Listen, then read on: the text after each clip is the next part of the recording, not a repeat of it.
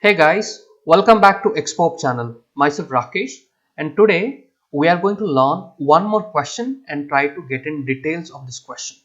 So let's start reading the question. A developer scrapes data from a website and stores it in three variables. Okay, and the three variable names are first name, last name, and city. When passing the data to another workflow to be used later in the process. Okay, to be used later in the same process, the developer wants to store the three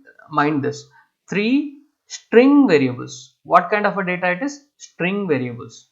Okay, in a fixed sized and fixed, these are the two keywords in the question which you need to underline.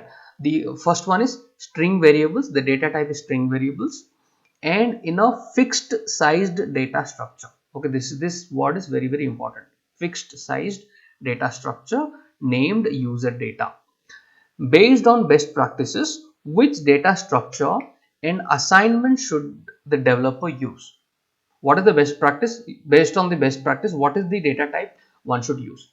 So the first option given to us, user data is of type list. First of all, if it is a fixed size data, is list is the right answer? No, list is not a fixed size. It can be added dynamically. So before you answer this, I would recommend you to go to this chapter. Okay, variable arguments and control flow in Studio. This is the very beginning chapter in the foundation course, right? So let's understand. These are the three data types that we have: array, list, and dictionary. They are called collections. So array is if you read this, used to store multiple values of the same data type. Array, same data type, the size number of the objects is defined at creation. That means this is a fixed size. The size or the number of objects that has to be there inside an array is defined at creation, wherein the list is again, if you read the definition, used to store multiple values of the same data type. The same definition of an array. Just like array, unlike arrays, their size is dynamic, right? This is the word, the size is dynamic. That means you can add more values during the runtime. So now let's scroll down and I'll give you one more example.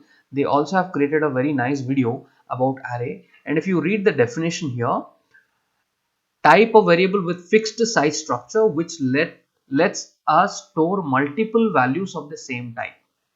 Getting it? We can create an array of numbers, strings, of images, boolean values, and so on. Fixed size means that this sentence is very important. Fixed size means that we create it with a specific number of elements. Let's say 4 elements, 5 elements, 10 elements. How many? What is that? Let's say I'm going to store names, right? Array of names. So I would store 5 names, 10 names, 6 names. So all this I can define at the time of creating it. And we cannot increase the size at runtime. You cannot increase that size. You cannot add more values to it during the runtime. Okay, that is why this is called fixed size collection. This is known as array. So if you go through this example, or if you have read this properly, and let me also show you a couple of what are some business scenarios in which I will use the arrays.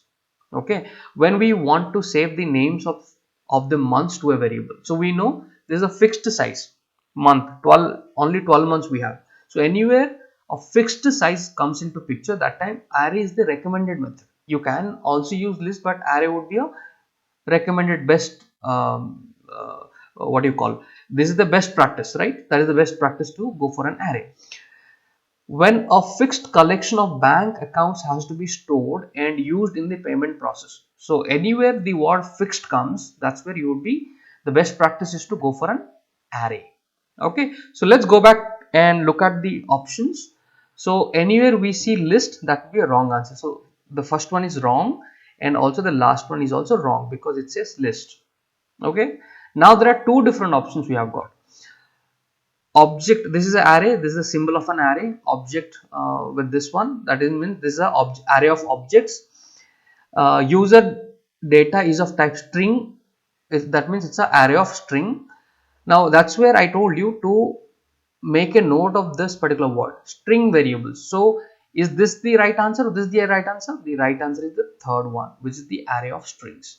Getting it? So I told you where to read, what to read for this answer, which is this topic coming from.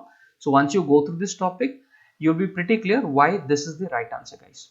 So thank you so much for watching it. We are going to come up with more such interesting contents and point out the topics that you have to read to understand or to answer a question during your UiPath certification. So thank you guys. Keep going, keep reading all the videos that we have created.